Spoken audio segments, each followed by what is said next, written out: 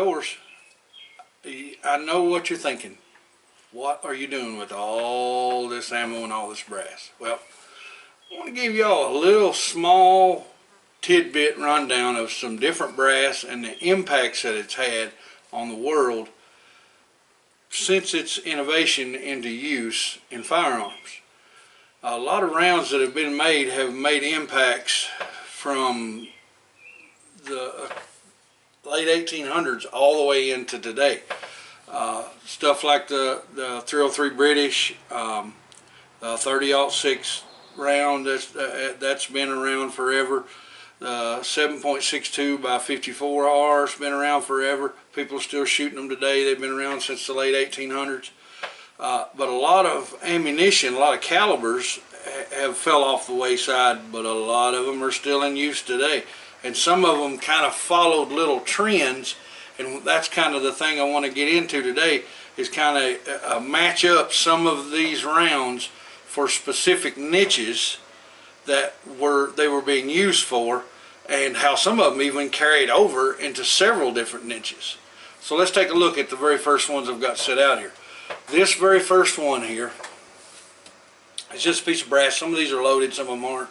I just grabbed up what was quickest to get. This round right here is the 30-06, okay?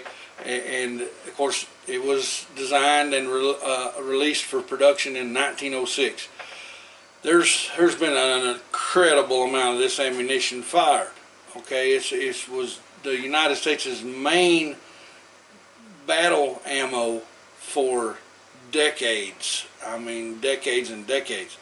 It's a very powerful round, very accurate, shoots very flat, shoots very fast, has great terminal ballistics.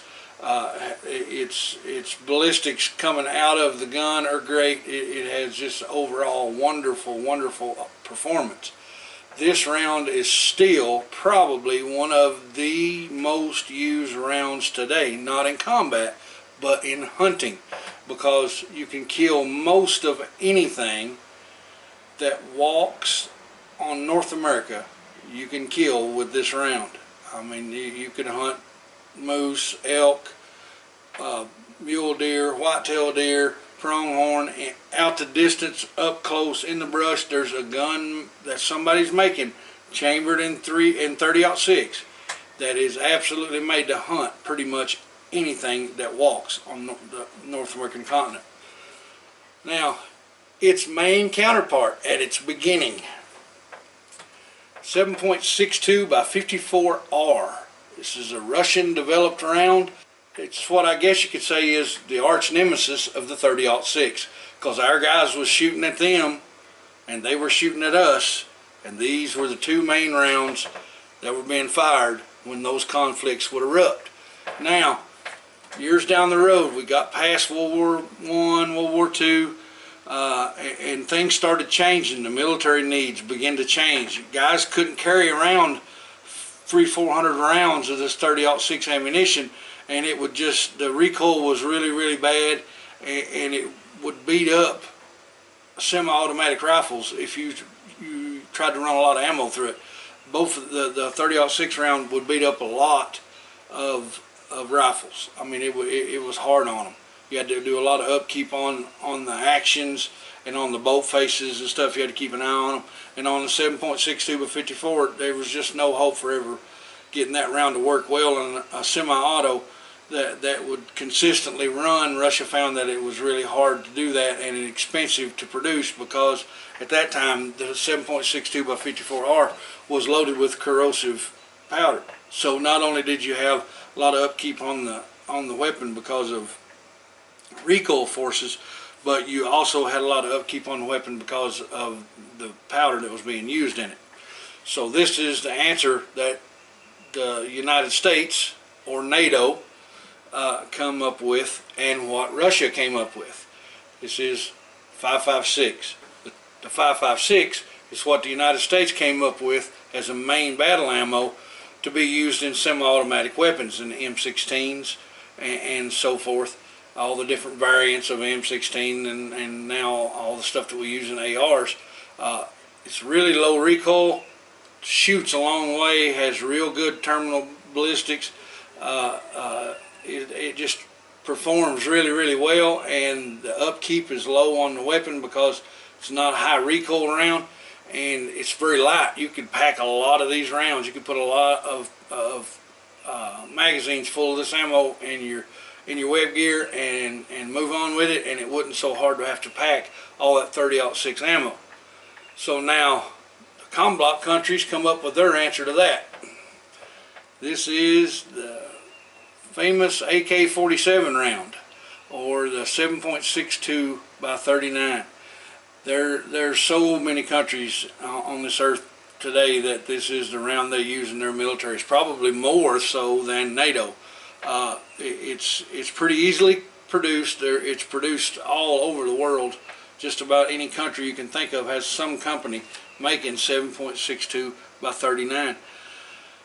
It's a good round. It has it doesn't have the ballistics of a 223 or a 5.56, but it is a round that's made to do a lot of damage when it hits. So its terminal velocity, its terminal ballistics are made to be what really bad news. And the thing about it is, most of these that you're going to find are produced in full metal jacket, so they'll go through some pretty stout armor. A lot of cops have lost their lives, unfortunately, to these rounds after they got onto the street in AK-47s and other weapons. There's chambered in this. It's just a really good round. But that was the modern answer to the old adage for the 30-06 and for the 7.62 by 54 was the 5.56 and the 7.62 by 39. Now I want to jump over to police officers. Through the history of this country, there's been a lot of different rounds that were used mainly for police officers.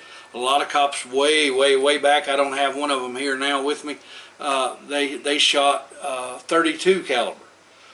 That was the big thing. Well, then a lot of guys were complaining they just didn't have the knockdown power that they needed in those 32 caliber bullets. So the 38 special was designed. Okay, and that's this little piece of brass right here. They were used widely as the main police caliber in the United States for years and years, and still there was a need for more power.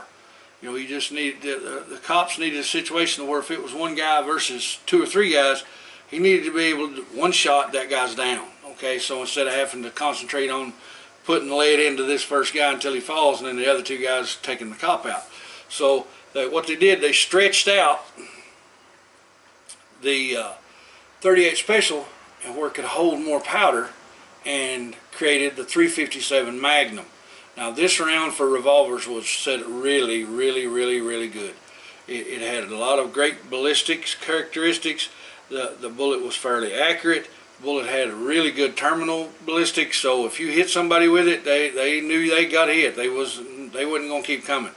It was a good round, and it was used for many years as the main caliber in Smith & Wesson model pistols that most of the police departments in the United States carry. And of course, a lot of cops decided they even needed more, and they carried this. This is the Clint Eastwood caliber. No, I'm just kidding. It's not Clint Eastwood caliber. This is a 44 Remington Magnum. Clint Eastwood said that it was the most powerful handgun in the world. Not so much. But anyway, we won't go into that. That's a different rabbit hole. But what this is a 44 Remington Magnum. This is an extraordinarily powerful round. It is really powerful. It's not the most powerful handgun round in the world, but it's powerful. Some cops packed it. The problem with it was second shot, getting back on target, because it's a heavy recoiling round. Had big old bullets going down range, heavy bullets, a lot of powder in there, and if you hit somebody with it, they wasn't getting up. You know, that's the thing. They were going down, and that's why a lot of departments shunned away from the 44 Magnum, was not because of the ability to get back on target for a second shot, but because it was just too powerful. I mean, it would do, especially in hollow point versions, it'd do damage that there was no fixing it. You know, if you shot somebody and hit them in the body with a hollow point with this, all you could do is stand there and watch it end, because there wasn't going to be no fixing them. But so they come out with later. They not come out with it later, but embraced it. Let's say later, a lot of police departments decided we need something a little different with more capacity. So they went to the United States military and looked at purchasing some surplus from them, and a lot of police departments picked up Colt 1911s chambered in 45 ACP. Now 45 ACP had been around for many years, been around since the late part of the First World War, I think, and through the Second World War it proved itself. It was originated in 1911. Of course, that's why the designation Colt 1911. And it was used widely in the military, but for some reason, police departments, you know, they didn't never really look at it really well until the late 60s. And I don't know if it was because of some of the turmoil that was going on in different neighborhoods, because some different things that were going on in the country that people didn't like, or what it was. But they were getting concerned about capacity in their handgun. That it took a long time, kind of, unless you were really practiced at it, to reload your 6-shot Smith & Wesson. Because you couldn't just open it, dump the mag, shove a mag in it, rack the slide and go back to business. It didn't work that way. You had to push all the shells out and hope none of them didn't get stuck, because if one got stuck, you were in trouble. You were in real trouble. And then you had to individually load one round at a time. Some guys finally did start using half moon or full moon clips in some of the models, but you couldn't use it in all models. So they had to use speed loaders if they carried them. And again, that caused that much more stuff to have to be carried. And by the time, if you're going to do all that, then it'd be easier just to carry an extra mag, you know, or maybe two. So they finally went, a lot of police departments started going to the military and asking about purchasing some of those 1911s chambered in at 45 ACP, so that they could use it as their main primary carry pistol, so that they would have more capacity for ammo and ease of loading. And that changed the game in police work. Okay, but still there was issues. Okay, so the 45 ACP is a really, in an automatic, it's pretty high recoil, you know, and so you kind of had the same issue with it that you had with the 44. You kind of still had with the 45. Not quite as bad, but it was still, second shot was not easy. And you know, a lot of guys later that shot them for competition, they built race guns with compensators and all that stuff on them, and they could control that. But the general cop on the street couldn't do that, because if you had that stuff done to your weapon, you had to pay for it. The department wasn't going to let you send your pistol off to Kimber and have compensators and weights and all that stuff put on it so you could manage recoil and make it where you could stay on target. So if you had anything done to your pistol, you had to do it, and then on top of that, you had to get it approved through your police department, and most of the time they wouldn't do that. They told you use what's issued to you and get back out there and go to work. So later on down the road, the 9mm was embraced. Now this round, or a round very similar to this round, was used a lot by the Germans in World War II in their 9mm Luger pistols. When the United States police departments and military started to embrace the 9mm as their go-to sidearm. Police departments still today, vast majority of them, that's what they're going to carry. I'll show you the other one that a lot of them still carry here in just a second. But the 9mm traveled, its life has lived a long way through Second World War and up. That caliber that is very popular with handgunners. It's low recoil. It has pretty good ballistics. Terminal ballistics are good. There's a gaggle of different kinds of bullets that you can load it with. You can load it with a crazy amount of powders. I reload a lot with Red Dot, a shotgun powder for 9mm. Works great, easy to clean up, easy to meter, works real good. But still, the cops started noticing with the 9mm, and maybe not so much what we needed. It was going in the right direction for sure about staying on target, but we lost so much power that now we had to stay on target because one round wouldn't do the job. So then they come up with this little jewel right here. I mean, make sure I'm looking at the right one here. Yeah, okay, 10mm. Now 10mm is just a little slight step down from the 45 ACP. It's a fat little case. You can see it right there together. They're pretty close. And the case length is actually longer on the 10mm than it is on the 45 ACP, but the 45 ACP is a little bit fatter.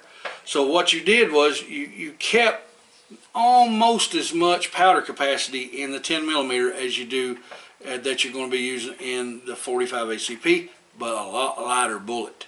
So you had a bullet that was traveling a lot faster, so its terminal ballistics came up, but you had less recoil because you were burning less powder and you had less impulse to deal with. So cops, they really, policemen, don't nobody get offended because I'm calling you cops. That's a term of endearment with me. I think the world of the guys in the blue, and anybody's got to argue with that, let's go. But the cops really enjoyed the 40 caliber, or the 10mm, I'm sorry. But they were still, some of them, you know, I'm going to guess maybe with some of the smaller officers, or maybe even with, and don't nobody take offense to this please, maybe with some of the female police officers, might have still been having issues handling the recoil with the 10mm, and they wanted something bigger than the 9. So then comes the 40. Now the 40 caliber, this little round, I actually thought this thing was going to do something when they started, you know, fooling around with this.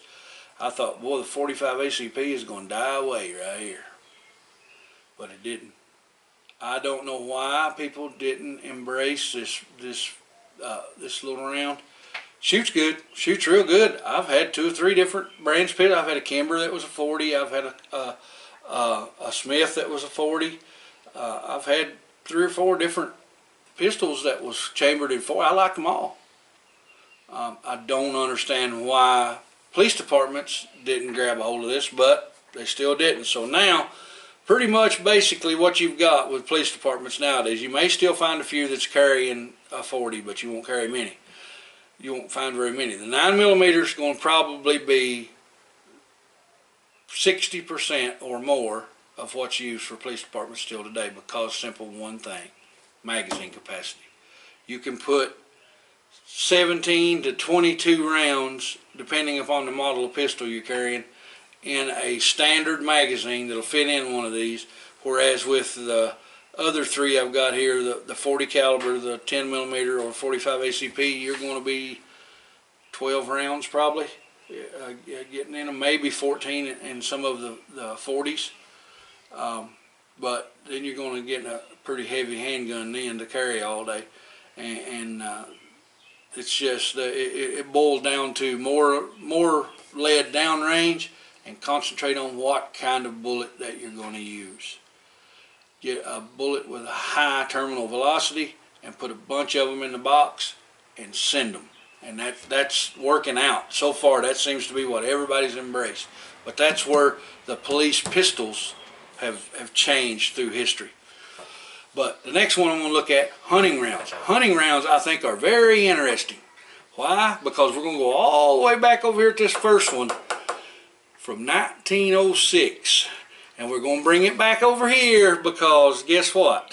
It's still decaying. That is, I think, probably the most used round for hunting today is still that 30-06. That is an extraordinarily good hunting round. You can get a lot of different bullets. You can load it with a lot of different powders, and you can get some real good long distance accuracy and terminal velocity, terminal ballistics at long ranges with that round. And it's big enough to where you can load it up heavy with a big bullet, 200, 180 grain, and go and kill a moose or kill a big 6x6 elk, or kill a bear with them. It'll kill them. It'll put them down. People do it all the time. Now, but there is a contender for that king title too, and I'm going to tell you why that it's a contender. This little round right here, I'm going to set right beside that 30-06. I hope y'all can see these pretty good. It looks almost like it's twin.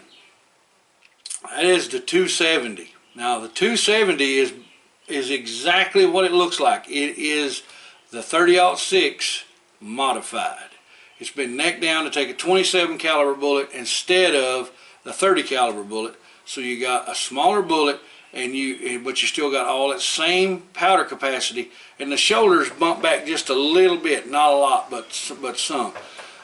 And what that did was it gave the ability to shoot those same high weight bullets. You can shoot a 180 grain bullet through a 270, but it's going to stretch that bullet out and make it a lot longer, so it's got a whole lot more ogive, and it's getting that bullet up there to where that bullet is a flat shooting son of a gun, and it doesn't have the recoil that the 06 has.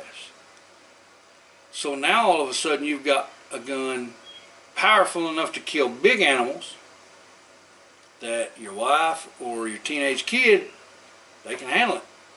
And they're a round that ballistically going to be pretty close to the 30-06. Now don't get me wrong, the 30-06 is still going to beat it in most categories, just because of the bullet that the 30-06, that 30 caliber bullet. It's hard to say, okay, this thing is just not going to work, because it works. But now the 270 is the 30-06 dialed down a notch, and it didn't dial it down far enough that it killed it, but it dialed it down far enough so that it's manageable by a lot of people that can't handle the 30-06, because now in a bolt action, 30-06 is pretty stout, but both of them are still great rounds. Those are two of the most popular rounds hunted with today.